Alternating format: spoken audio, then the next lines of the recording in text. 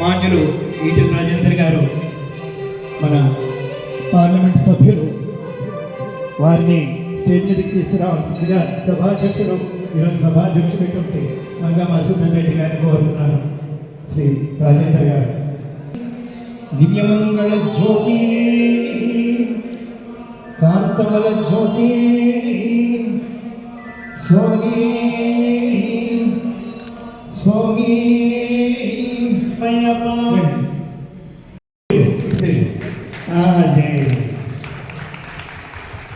అభినవ్ మనవాడు అభినవ్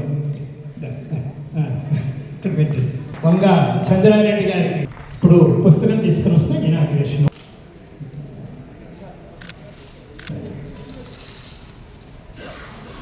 జై జై జై స్వామి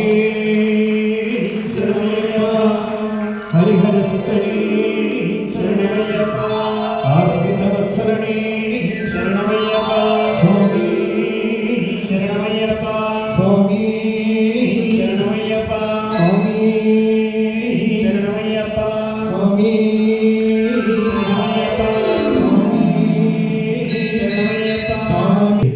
లాంచ్ అని చెప్తే అక్కడ మొదటి పాటని ఆవిష్కరిస్తారు.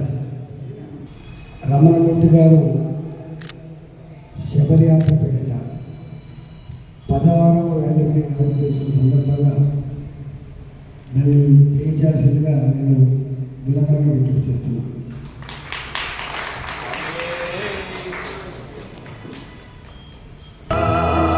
నిత్య పూజలే చేస్తామయ్యా అయ్యప్ప, నిత్యమంగళ హారతులే నీకయ్యప్ప. స్వామి అయ్యప్పో శరణము అయ్యప్ప. స్వామి అయ్యప్పో. పరిచయం చేశాకండి. అతి తక్కువ కాలంలోనే నేను కూడా మా మంగా మసరెడ్డి గారి ఆహ్వానం మేరకి 2 సార్లు పూజలో పాల్గొన్నాను. ఆ పూజలు నిర్వహిస్తున్న సందర్భంలో వారు పాడే ఆ పాటను అక్కడ ఉన్నటువంటి మొత్తం ప్రజానికంలో తన్మయత్వంలో మునిగి తేలిన పరిస్థితి చూశాడు. అంటే వారు దాన్ని ఇన్వాల్వ్ అయితే వారు మాత్రమే ఇన్వాల్వ్మెంట్ కాకుండా అక్కడ ఉన్న మొత్తం ప్రజలు ఇన్వాల్వ్ అయ్యేటట్టుగా అంత గొప్పగా వారి స్వరం, అంత గొప్పగా వారి సంగీత మాధుర్య పాటలు ఇవాళ నేను కూడా వారి భక్తులుగా మారిపోయింది. ఈ కార్యక్రమంలో పెద్దలు మా మిత్రులు శశిధర్ గారు, మిత్రులు చంద్రారెడ్డి గారు, అదేవిధంగా మా సామ రంగన్న, ఉదయ్ ముత్యాల్ గారు, రవీందర్ రెడ్డి గారు, వేదిక ఉన్నటువంటి పెద్దలందరికీ పేరు పైన నమస్కారం.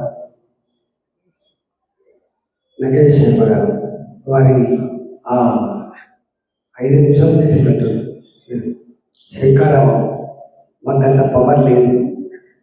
గత పవర్ మీద 10% ఆన్ కోరుకుంటున్నాం. అంటే ఎంత కెపాసిటీ ఉంటే, ఎంత ఆరోగ్యం ఉంటే అంత ఎఫెక్ట్ వచ్చేది.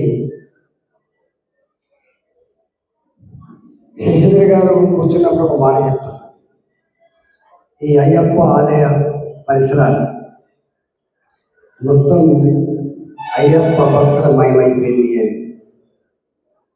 దాన్ని బట్టి మనకు అర్థం కావాల్సింది ఏంటంటే సమాజంలో డ్రైవ్ చేసేవాళ్ళు, ఇన్ఫ్లుయెన్స్ చేసేవాళ్ళు కొద్దిమంది ఉంటారు. దాన్ని బట్టి ఆ పరిసరాలన్నీ కూడా దాంతో ఇన్వాల్వ్ అయితే లీనమైపోతాయి.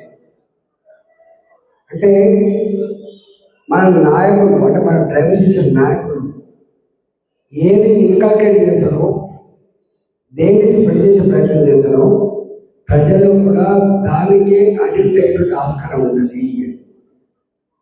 మనం చూస్తాం కొన్ని ప్రాంతాలు డ్రగ్స్కి నిలయంగా మారిపోతాయి, కొన్ని ప్రాంతాలు మద్యానికి నిలయంగా మారిపోతాయి, కొన్ని ప్రాంతాలు సాయంత్రం కాగానే పంచాయతీ పెట్టుకుంటూనే ఉంటారు. అర్థం ఏంటంటే ఇవాళ ఎంత భక్తి భావన పెరిగితే, ఎన్ని గొప్ప పవిత్రమైన ఆలయాలు ఉంటే, ప్రజలు ఎంత ఎక్కువ ఇన్వాల్వ్ అయితే అంత ప్రశాంతత రావడానికి ఆస్కారం ఉంటుంది. అయ్యప్ప ఆలయ దర్శనానికి సూచిస్తుంది. ఇవాళ మనిషి చాలా పవిత్రమైన జీవితం. అన్ని కోటాను కోట్ల జీవులు ఉంటాయి. కోటాను కోట్ల జీవులలో అతి గొప్ప పవిత్రమైనటువంటి జీవితం మానవ జీవితం అని చెప్పి అనుకుంటున్నాం. ఆ మానవ జీవితం ఎట్లా ఉండాలి, ఎంత గొప్పగా ఉండాలి అని చెప్పి మనం అనుకుంటామో, ఆ గొప్పగా ఉండే విషయాన్ని తేల్చి చెప్పేటువంటి వేదికనే ఆలయం. ప్రపంచంలో చాలా మంది అనుకుంటారు అమెరికా గొప్పదట, యూరోప్ గొప్పదట, లేదా ఇంకోటి గొప్పదట. ప్రపంచం మొత్తంలో ప్రాచీన నాగరికత కలిగిన దేశం భారతదేశం. ప్రపంచంలోనే విశ్వగురు స్థానాన్ని ఆనాడు అందించినటువంటి దేశం భారతదేశం. మన సంస్కృతి, మన సాంప్రదాయాలు, మన విశ్వాసాలు ఎంత గొప్పవో ఆ మధ్యకాలంలో కొంత దారి తప్పినప్పటికీ కూడా పాశ్చాత్య నాగరికత ఒరువులో పుట్టుకుపోయినటువంటి భారత జాతి విదేశీ పాలకుల దుర్మార్గాలకు వాళ్ళ పదగట్టల కింద కొంత నలిగిపోయినప్పటికీ కూడా మళ్ళీ మోడీ గారి నాయకత్వంలో ఇప్పుడిప్పుడే ఇవో మా దేశ సంస్కృతికి, మా సాంప్రదాయానికి, మా విశ్వాసానికి అని చెప్పి ప్రపంచానికి చర్చలు వస్తుంది. మళ్ళీ ప్రాచీన భారతం రేపు మళ్ళీ విశ్వగురు స్థానాన్ని అధిరోహించాలని చెప్పి కలగంటాను.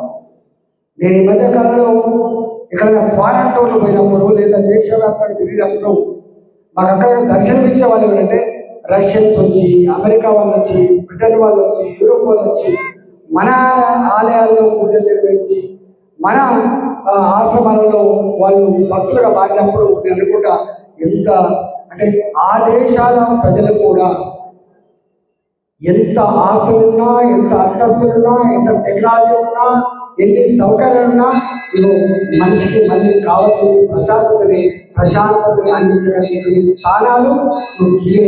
అది భారతదేశం మాత్రమే అని చెప్పి వాళ్ళు వస్తా ఉన్నారు. అది భారతీయత గొప్పతనమే. ఎన్ని ఉన్నా మనం ఉంటాం. చిన్నప్పుడు హైదరాబాద్లో పాట ఎక్కువ ఉంటుంది, రిమ్జిమ్ హైదరాబాద్, రిక్షావాలా జిందాబాద్, పరుపులు ఉన్న పట్టణ మీద గరుపు నీళ్ళలో గురుకల మీద రాలేటువంటి పాట మనం వింటాం. అందుకే శ్రీకృష్ణ భగవానుడు ముందుగా చెప్పలేదు, మరి మానవుడా నువ్వు వచ్చిన భూమి మీదకి ఇవాళ నువ్వు సుఖాలను లేదా బాధను అనుభవిస్తావు. ఆ అనుభవించేటువంటి బాధ, ఆ సుఖం నిన్న వేరేవాడు అనుభవించింది, రేపు మరొకడు అనుభవించే ఆస్కారం ఉందని చెప్పి శ్రీకృష్ణ భగవానుడు చెప్తున్నాం. అది అక్షరాల సత్యం అని చెప్పి మానవ లోకానికి మనుషులంత వరకు ఆచరించేటువంటి గొప్ప సందేశం అది.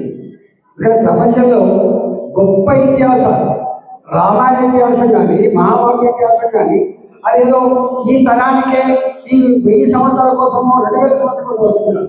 మానవ జాతి ఉన్నంత వరకు కూడా రామాయణం సజీవంగా ఉంటుంది, మహాభారతం సజీవంగా ఉంటుంది. మానవాళికి ఎథిక్స్, వాల్యూస్, సిస్టమ్స్ అని కూడా మనకు నేర్పుతూనే ఉంటాయి. చివరికి రాజ్యపాలన చేయాలో కూడా ఇవాళ అందించేటువంటి నీతి శాస్త్రం ఉంటుంది. కాబట్టి అంత గొప్ప ఈ దేశంలో ఇవాళ అనేక మంది నిష్ఠాతులు, అనేక మంది కమిట్మెంట్ కలిగిన వాళ్ళు వాళ్ళ జీవితాలను పదంగా పెట్టి సమాజాన్ని మేల్కొల్పడం కోసం చేస్తున్న ప్రయత్నాల్లో భాగమే ఇవాళ మా రమణమూర్తి గారు కూడా వారి జీవితాంతం 40 ఏళ్ళట, 40 years 40 ఏళ్ళుగా వారు డెడికేట్ అయ్యి వారి 16వ వాల్యూ అంటే అనేక వాల్యూస్ అందించారు, 16వ వాల్యూ అందించారు. వారి పాటలు, వారి సందేశం మనకు ఆదర్శవంతంగా ఉండాలని చెప్పి మనసులో కోరుకుంటూ వారు మంచిగా ఆరోగ్యంగా ఉండి ఇట్లాంటి కార్యక్రమాన్ని మరింత ఎఫెక్టివ్గా మరిన్ని లక్షల మంది తీసుకుపోయేటువంటి శక్తి మీకు రావాలని చెప్పి భగవంతుని ప్రార్థిస్తూ మీకు శుభాకాంక్షలు తెలియజేస్తూ నమస్కారం. భారత్ మాతాకి జై. మీరు ఏమనుకోకుండా నేను పిలుస్తాను. నేను ఫోన్ చేయగానే ఒక్క రింగ్ కూడా తీసుకోకుండా వారు ఫోన్ లిఫ్ట్ చేశారంటే వారి సహృదయం. నా నెంబర్ అప్పటికి వారికి తెలియదు, అయినప్పటికీ అంత గొప్ప వ్యక్తి ఆయన. ప్రజల పట్ల ఎంత ప్రేమతో ఆదరణతో ఉంటారో ఈరోజు మాకు ఇంత సమయం ఇచ్చి మాకు సహకరించినందుకు వారికి శతకోటి ధన్యవాదాలు. అయ్యప్ప అనుగ్రహ సిద్ధిరస్తు. శతమానం భవతి శతాయు పురుషస్య కేంద్రియ ఆయుష్యేంద్రియే ప్రతిష్టతి. స్వామి థ్యాంక్ యూ వెరీ మచ్. సభ కొనసాగుతుంది.